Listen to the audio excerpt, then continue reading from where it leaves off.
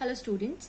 After the study of a car, a motion of a car on a circular track, now the another practical situation where we can observe these laws of motion working is bending of a cyclist. So whenever a cyclist is traveling along a curved path, it has to take turn, then that cyclist has to lean inward while moving along that curved path.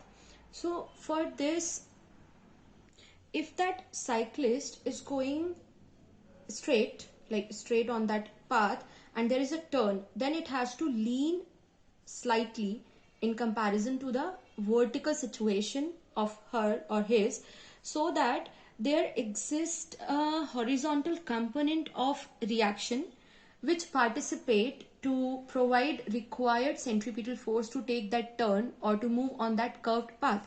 Okay, so situation is like this. As we see here in the diagram, this is the vertical, so the cyclist has to come like this on the road, right? It has to come like this. But if the road or the track is curved, it has that cyclist has to take a turn, then he has to lean towards inward direction a bit with comparison to that vertical. That means it makes an angle, a small angle theta, with that vertical direction in which he was traveling initially to take the turn. Or while moving on a curved road, that cyclist has to lean inwards with respect to the vertical, and that angle of leaning is theta. And we know this phenomena as the bending of a cyclist when it move on a circular or a curved track. So suppose the cyclist bend inwards through an angle theta from the vertical. We have a cyclist, and the angle with which this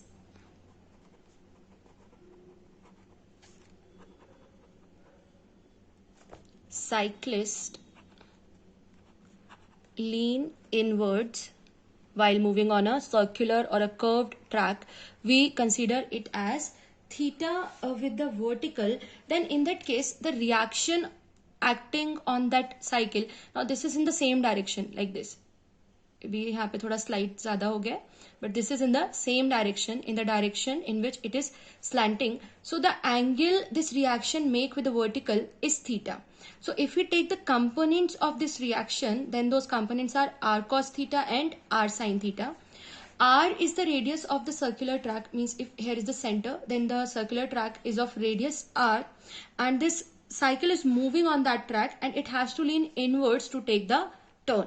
Now when it take turn or lean inwards, the horizontal component r sin theta of that normal reaction, this is responsible for providing the required centripetal force for the circular motion of that cycle.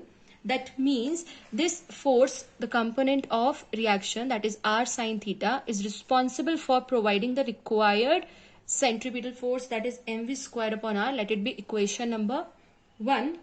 Now the vertical component of this normal reaction, that is r cos theta, is balanced by the weight mg, or this balance the weight mg of the cycle as well as the cyclist. Now mg is the weight of both cycle and the cyclist, which balances by the r cos theta. So r cos theta normal reaction balances the weight mg, where mg is the weight of both cycle and the cyclist. Now we are going to divide equation 1 by 2.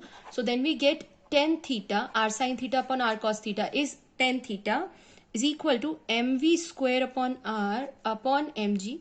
On solving, we get tan theta is equal to v square upon rg, or theta is equal to